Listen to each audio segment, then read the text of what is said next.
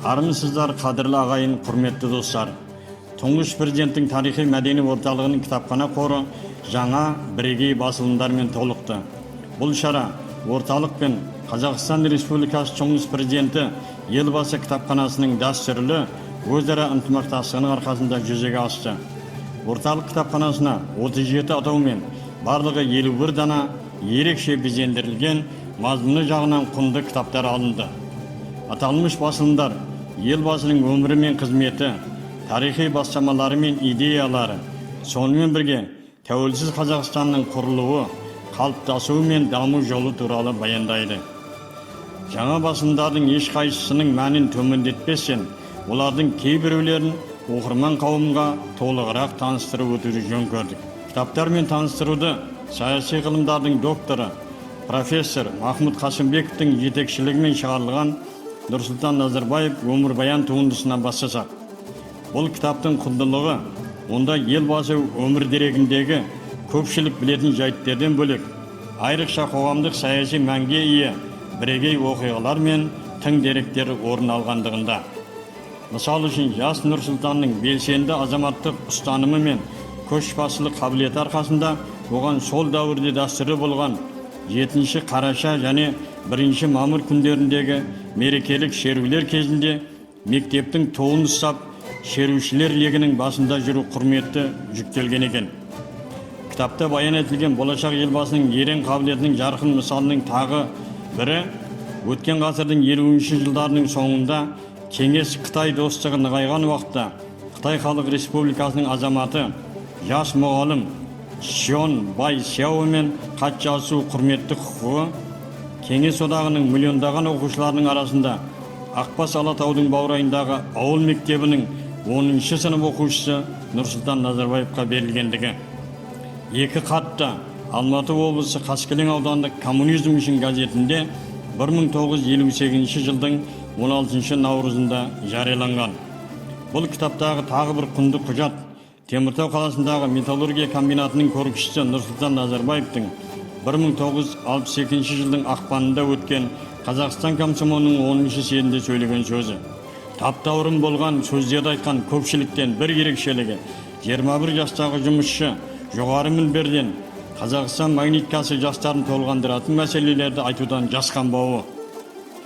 Ол өз сөзінде металлургтер қаласында мәдениет сарайы мен стадионның жоқтығы, зауыт жанында жоғарғы оқу орнының қажеттігі, Теміртауға елдің мәдениет, өнер және әдебиет қайраткерлерінің келмейтіндігін айта келіп, қала мен зауыт құрылысында қазақ жігіттері көп, ал қазақ қыздары мүлде жоқ.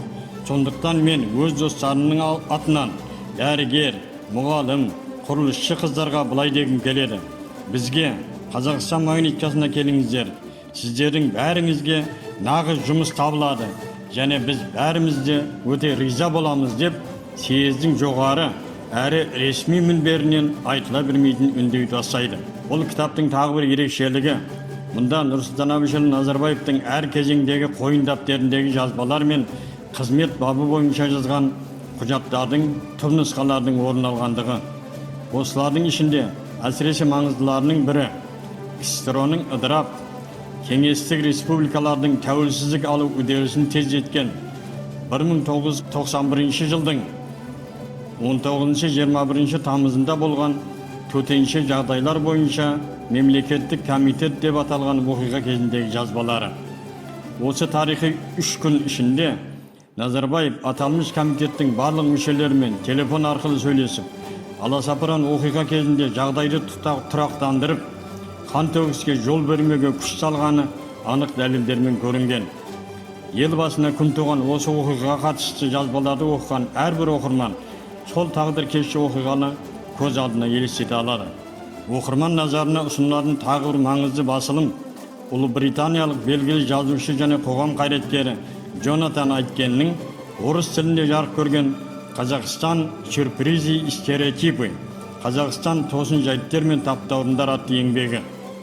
Кітапта автор ұлы дала елі мен оның көшбасшысы туралы өзіне тән мәнерде боямасыз, асыра сілтеусіз ақиқатты жазған. Бұл еңбек заманауи Қазақстан бойынша оның өткені мен болашағына назар сала отырып жасаған өзіндік саяхат іспетті. оқырман шығармадан көптеген бұрын естімеген тосын оқиғалар, тың деректер мен жаңалықтарға ие болады. Осы оқиғалардың ішінде Қазақстанның 2010 жылы Еуропадағы қауіпсіздік және ынтымақтастық ұйымына төрағалық етумен байланысты қызықты ақпараттарды айтуға болады. Бұл кітаптардың ішінде Елбасының сыныптас, қызметтес достарының естеліктерінен құралған біз білетін Елбасы кітабы да тың деректерге толы. Қадірлі оқырманға «На пути к безъядерному миру» инициативы Елбасы атты басылымды да толығырақ таныстыру қажет деп ойлаймыз. Басылым Елбасының бастамалары арқылы жаһандық ядролық қауіпсіздікті нығайтудағы Қазақстанның рөлін ашып көрсетеді. Бұл кітапта Қазақстанда ядролық полигонның ашылу тарихы, ядролық жарылыстардың зардабы туралы бұрын жарияланған құпия құжаттар бар. Атап айтқанда, сынақ өткізілген, қазақ үшін қасиетті саналатын Семей облысы Абай ауданы Қарауыл ауылында ядролық қарудың әсерін анықтау үшін 40 адам арнайы қалдырылған. Тырнақша ішінде табысты өткізілген сынақ нәтижесінде олардың барлығы қаза табады. Кітапта империялық саясаттың осы жазықсыз құрбандарының аты жөндері мен қызметтік лауазымдары толық көрсетілген. Басылым Кеңес одағы кезінде қазақтың басына өткізген осы зұлмат туралы жан түршігерлік фотосуреттер және құжаттармен өрнектелген. Елбасы кітапханасынан тарту етілген кітаптардың ішінде ұлы дала ұлағаттары, ел жүрегі Астана, Астана символ независимого Казахстана, Президенттің бір жылы, исторический выбор сияқты басылымдар да оқырманның қызығушылығын оятары сөзсіз. Қорыта айтқанда, Қазақстан Республикасы Тұңғыш Президенті Елбасы кітапханасы тарапынан орталық кітапханасынан тарту етілген құнды кітаптар кітапхана қорын байытып қана қоймай, кітапханаға жаңа оқырмандарды тартып, жастарды еліміздің, ұлтымыздың шынайы тарихы туралы тың деректермен таныстырып, оларды отансүйгіштік сезімде тәрбиелеуге өлшеусіз үлес қосары анық. Мүмкіндіктен пайдаланып отырып, барша теміртаулықтар мен қала қонақтарын, әсіресе өскелең ұрпақты орталық кітапханасындағы бірегей туындылармен танысуға шақырамыз.